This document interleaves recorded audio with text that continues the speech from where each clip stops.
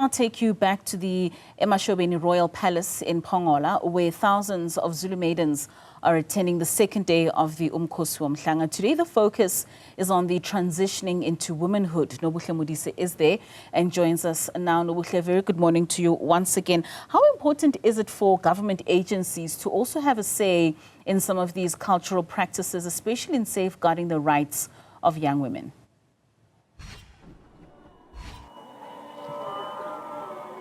Good morning once again, Katla. We saw all of this at play yesterday, ahead of the King speaking to the maidens yesterday, where different municipalities, we saw the Premier in attendance, the Department of Sports, Arts and Culture, which has played a very integral role in ensuring that, this transitioning into a new royal palace runs smoothly. And the main aim for everyone was to ensure that, these customs and this tradition, despite the criticism that it faces, that at the end of the day, this is about, preserving Zulu tradition, preserving customs, and ensuring that in doing so, it's done so safely, the maidens feel safe, and that also just, acclimating to modernization and ensuring that things run smoothly. But another layer of the conversation, Katleho, I spoke to a few maidens just earlier on, shortly after I spoke to you,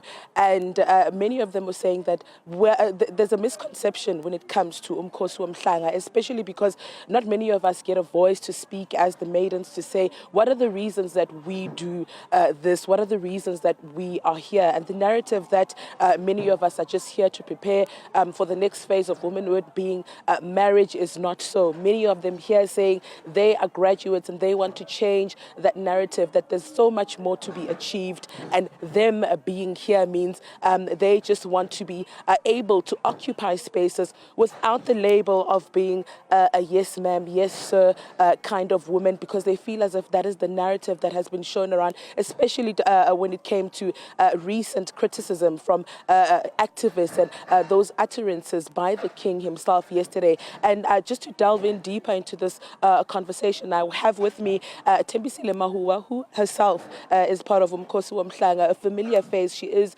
one of the board members of the the NYDA, and I want her to delve deeper into this conversation, because even today, we're focusing on the fact that Umkhosi Womhlanga, different groupings are coming with maidens who are coming for different reasons. Those who have chosen to move into womanhood, but there's a much bigger picture. Thank you very much for having me. Greetings to the viewers at home. Indeed, it is a much bigger picture, and this is the ushering of the new year. As we know that as Africans, our year starts in September, and as maidens, we pray for the new year. I think it's a conception that has unfortunately been changed, and through social media and different opinions, we now have a negative side on Umkhosi Womhlanga and Intombi in general. And we are here as Intombi that are educated, as Intombi that are in spaces that are perhaps maybe secluded for others, and we are here to say that that is not the case.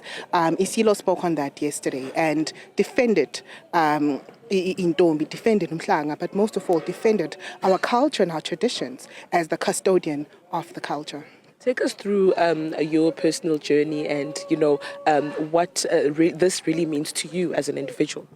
As an individual, it's a powerful testament of the power that young women have, KwaZulu, that young women possess and that young women carry as they usher in the new year. I think that it's very, when you pray at 12 o'clock and pray for the New Year resolutions and all that, the young maidens are the New Year resolutions, usher the New Year resolutions of the kingdom, of the nation. And once you're able to see the power that you possess as a young maiden, as a young woman, and ushering the New Year for your kingdom, it's an honor and it's a privilege.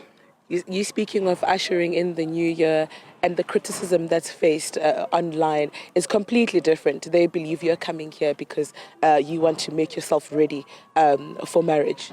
I think, as you can see, I'm one of the elder maidens.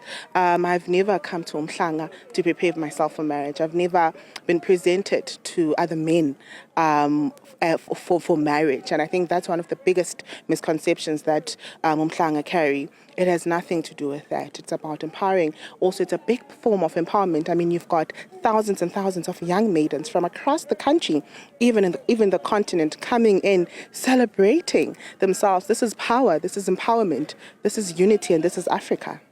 Thank you very much. I appreciate your time. Tempisile Mahao, and they're saying boldly that this is a platform to empower.